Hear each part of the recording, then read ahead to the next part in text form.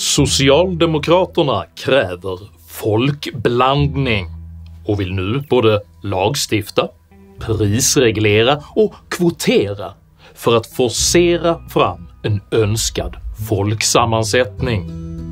Hur blev Sverige ett av västvärldens mest segregerade länder?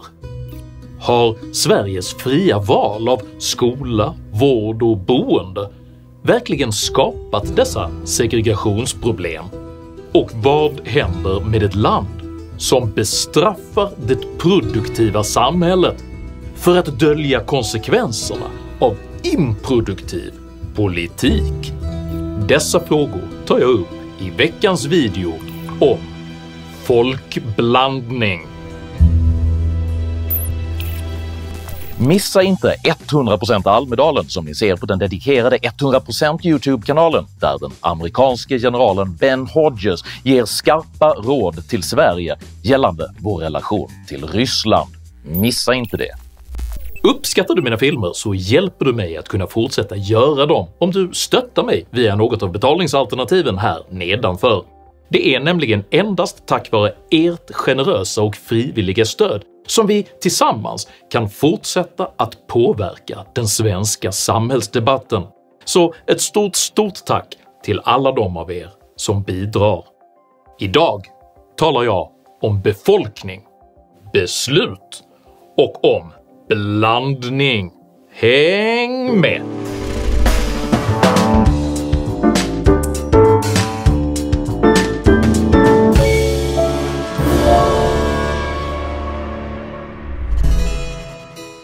Goethes pjäs Faust skildrar en man som i utbyte mot makt säljer sin själ till djävulen, Mefistofeles. Inledningsvis njuter Faust av sitt nyvunna inflytande, men i skam över att ha sålt sin själ söker han snart botgöring genom att försöka skapa en utopi, som istället blir hans död. Denna arketypiska berättelse om makt, sanning och korruption är tidlös och speglas just nu av socialdemokratins allt desperatare utspel för att återupprätta både sin egen trovärdighet och ett fungerande svenskt samhälle. Nyligen presenterade Socialdemokraternas arbetsgrupp för invandring och integrationsfrågor därför en hel serie förslag för att motverka segregationen i Sverige.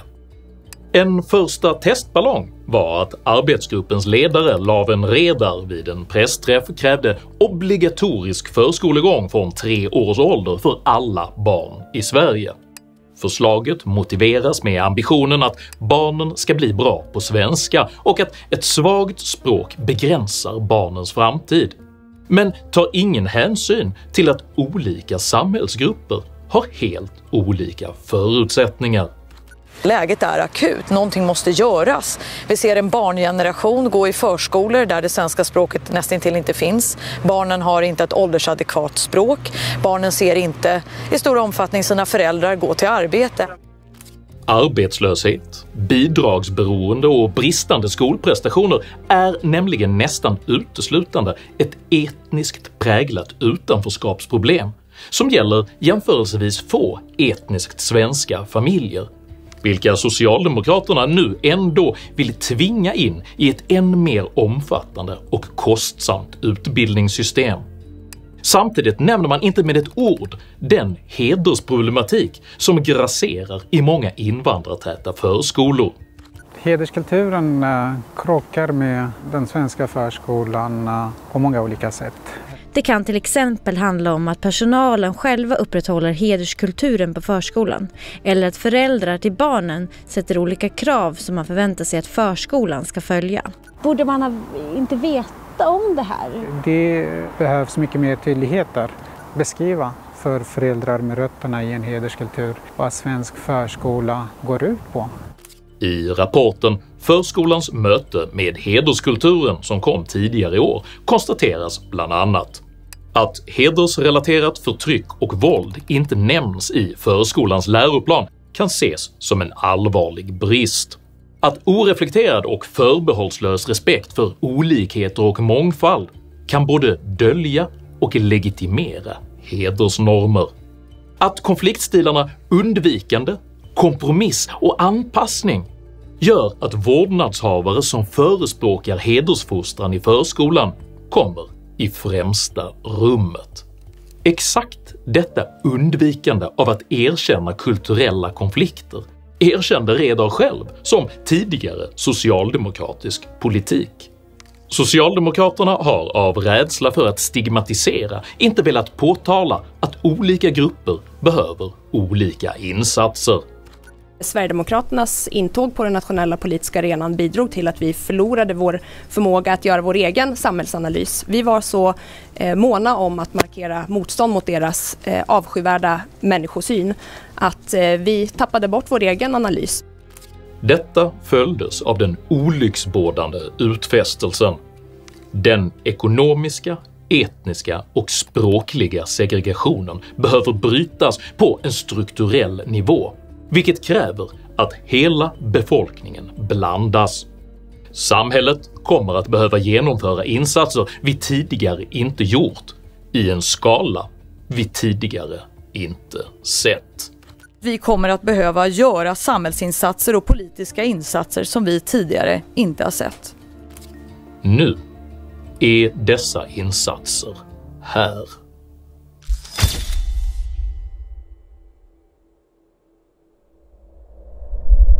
Socialdemokraternas arbetsgrupp för invandring och integrationsfrågor presenterar nu sina förslag för att motverka utsatta områden i Sverige. Man vill bland annat riva bostäder, införa inkomstkrav och se en nationell folkräkning. Under rubriken “Sverige ska inte ha utsatta områden” presenterade Lawen Redars arbetsgrupp mot segregation nyligen 11 konkreta förslag på hur Socialdemokraterna ämnar bekämpa Sveriges segregation. Man säger sig vilja ha en bättre balans i befolkningssammansättningen och ska därför vidta åtgärder för att uppnå mer blandade boendeformer. Man ämnar vidare prisreglera fram omflyttning av specifika socioekonomiska grupper, subventionera boenden för socioekonomiskt svaga i välmående bostadsområden samt öka andelen kommunala bostäder genom att öka statens kontroll över vad man kallar samhällsviktig och strategisk mark. Det handlar både om en annan välfärdspolitik än den som har förts i Sverige de senaste 20 åren. Men det handlar också om att ombesörja så att de som har kommit till vårt land ska få goda skäl att träda in i samhällsgemenskapen. I de här områdena så bor det en hög andel utlandsfödda svenskar. Många har inte samma deltagande på arbetsmarknaden som majoritetssamhället. Vi ser att utbildningsresultaten är väsentligen lägre. Allt färre elever klarar sig vidare till gymnasieskolan. Och koncentrationen av sådana här områden motverkar den sociala sammanhållning vi vill se för Sverige. Budskapet är omöjligt att misstolka. Alla ska med. Ingen kommer undan. Socialdemokraternas förslag är nämligen ett skolboksexempel på både storskalig och hårdhänt social ingenjörskonst där staten genom regleringar, lagstiftning och ekonomisk styrning ämnar tvinga fram den befolkningsblandning som partiet önskar. Kort sagt, ingen i Sverige ska komma undan vad Socialdemokraternas partiledare Magdalena Andersson kallar det största socialdemokratiska projektet på årtionden. Och projektet är alltså att till varje pris tvinga människor i Sverige till att leva mer blandat. Och det är de etniska svenskarna som ska ta ansvaret. Var ska den här gruppen bo istället? Vi menar att nu kanske det är dags att de utsatta områdena inte tar det stora samhällsansvaret. Det kanske är andra områden som måste göra det. När Sveriges Televisions reporter för ovanlighetens skull faktiskt ifrågasatte Socialdemokraternas förslag ryter Redar ifrån och kräver att reportern bör ifrågasätta de frågor hon själv ställer. Men vad vill du? Vill du att vi ska ha det så här? Alltså, någonstans måste man ju ifrågasätta de frågor man själv ställer. för att Sveriges storstäder har drabbats av vad Laven Redar kallar västvärldens mest extrema segregation är nämligen helt självförvållat av politiker.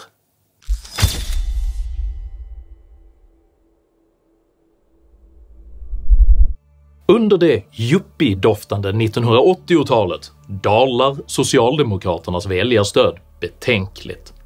Folkhemsprojektet är obsolet, välståndet är stigande och stödet för socialdemokratisk omfördelningspolitik är kraftigt fallande. Mitt i denna socialdemokratiska identitetskris får partiet plötsligt ett erbjudande som det inte kan tacka nej till. Den 15 juni 1994 får Socialdemokraterna nämligen ett brev från Sveriges muslimska råd där man bland annat skriver: “Vår politiska kommitté har givit muslimerna klartecken att söka medlemskap i Socialdemokraterna och det innebär att Socialdemokraterna kommer att få ökat medlemskap inom kort. Vi vill diskutera detta med er i framtiden.” Brevet avslutas med orden med förhoppning om en fortsatt dialog och samarbete mellan Sveriges muslimska råd och dess lokala föreningar och Socialdemokraterna. Vid detta tillfälle hade Socialdemokraterna kunnat svara att det demokratiska systemet vilar på individuellt valdeltagande och att man därför inte förhandlar om klanröster. Men det gör man inte.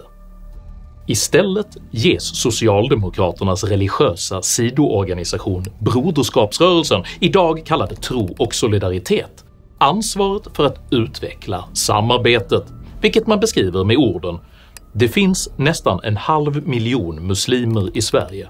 De skulle tillsammans kunna lyfta vilket parti som helst till oanade höjder.” Efter valet 1998 redovisar Broderskapsrörelsen mycket positiva resultat av samarbetet i rapporten “Delaktighet, identitet och integration”. Man skriver bland annat: “Efter valet 1994 tog Sveriges muslimska råd SMR kontakt med Socialdemokraterna. Under perioden fram till valet 1998 har därför kontakterna med Sveriges muslimer utvidgats och fördjupats. Efter avslutad projektperiod kan konstateras att projektet varit mycket framgångsrikt och inte minst genom SMRs aktiva bidrag har muslimernas valdeltagande sannolikt varit högt och många har röstat på Socialdemokraterna. Den gemensamma arbetsgruppen har satt upp följande konkreta mål för det vidare samarbetet. 2002 ska bland socialdemokratiska förtroendevalda finnas muslimer på 15 kommunala fullmäktigelistor, 5 landtingslistor och på riksdagslistorna i minst 5 län. SAP ska ha 2000 muslimska medlemmar och 300 ska ha fått en politisk grundutbildning. Utöver detta åtar sig Broderskapsrörelsen att intensifiera arbetet med aktuella politiska frågor som särskilt pekats ut av Sveriges muslimska råd. Bland annat arbetsplatsöverenskommelser om fredagsbön, lagstiftning gällande muslimska helgdagar, imamutbildning på högskolenivå, halalfrågor samt daghem och skolor. Specifikt vad gäller Muslimska rådets krav på daghem och skolor skriver Broderskapsrörelsen: “Vad gäller frågor som rör skolan och daghem är det viktigt att samtalet nu går vidare så att socialdemokratins tveksamhet till fristående skolor inte negativt färgar av sig på frågan om hur muslimerna väljer att hantera sin integration och identitet.” Man förespråkar könssegregation mellan barnen, men också mellan barn och vuxna. Och här sluts så den socialdemokratiska cirkeln. Eftersom partiet självt de facto har orsakat den situation som Laven Redar nu vill tvinga etniskt svenska familjer att kompensera för. Genom att under decennier ha sett mellan fingrarna på hederskultur, klanstrukturer och auktoritära religiösa föreställningar sålde nämligen socialdemokratin likt Faust sin själ för makten. Och man propagerade under 20 års tid för en orealistisk migrationspolitik som ingen tilläts ifrågasätta. Är invandring en tillgång, en resurs? I Sverige så stänger vi inga gränser. Kommer de till Sverige så kommer de att kunna söka asyl hos oss. Mitt Europa bygger inte murar! Det här handlar om barn! Det handlar om barn! Vi, den vita majoriteten, är så många. Och det är vi som måste förstå att vi är problemet. Och vi måste förändra vårt sätt att vara.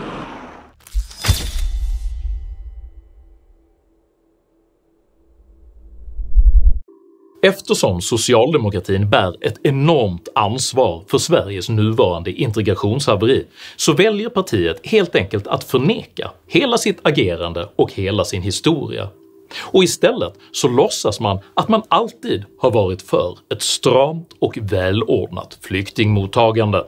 Vi står bakom det paradigmskifte som vi genomförde i regeringsställning och som gör att Sverige har en mycket lägre andel av de flyktingar som kommer till Europa jämfört med den politik som Ulf Kristersson förde senast han var i regeringsställning. Jag menar att det här är klassisk socialdemokratisk politik. Samtidigt lägger man istället skulden för sitt självförvållade integrationshaveri på den fria marknad som i själva verket är det enda som ännu håller Sverige flytande trots det växande utanförskapets bidragskostnader. I den första rapporten vi släppte i november så landar vi i att det har skett en nyliberalisering av Sveriges ekonomiska politik där marknaden har trängt in i alla samhällsområden, vilket har motverkat förutsättningar att kunna integrera en stor grupp människor som har kommit till vårt land de senaste 20 åren. Skolsegregation, privatiseringar och det fria skolvalet. Marknadsskolan har tillsammans med segregationen skapat en sorts flumskola. Men man ska också komma ihåg att det här skedde samtidigt som vi hade en marknadsliberal tidsanda. Trycker tillbaka pessimismen, otryggheten och de privatiserade lösningarna. Den socialdemokratiska skamlösheten vet faktiskt inga gränser när man utan att blinka väljer att beskylla medborgarnas fria skolval för det migrationskaos som man själv med näbbar och klor tvingat fram under 25 års tid. Socialdemokraternas agerande kan i detta avseende närmast läsas som en handbok i hur man förstör ett land. När integrationsproblemen slutligen blir så stora att de inte längre går att undvika lägger man skulden på medborgarnas rätt till fria val och kräver återförstatligande av den produktiva samhällsekonomin.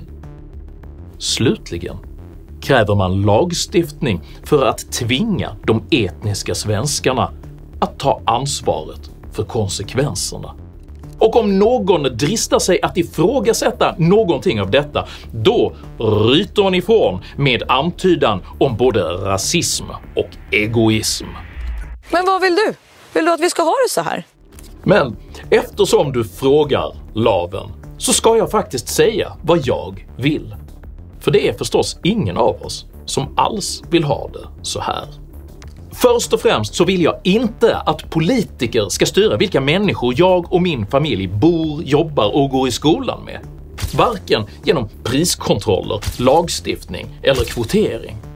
Jag vill inte heller att politiker ska försöka reglera bort min familjs rätt till fria val i skolan och vården, eller för den delen påverka vilka medier och budskap som ska tolereras i den offentliga samhällsdebatten.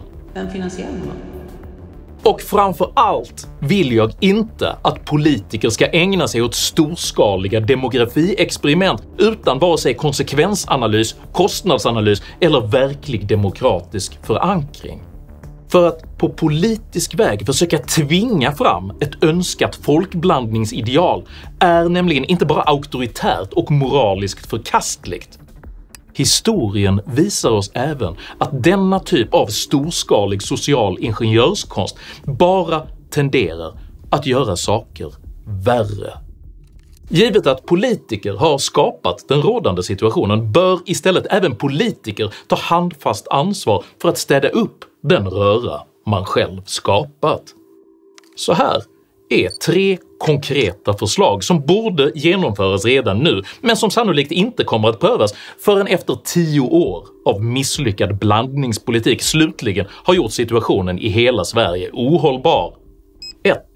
Kvalificera all vidare anhöriginvandring genom försörjningsprövning och inför krav på universitetskompetens för vidare invandring.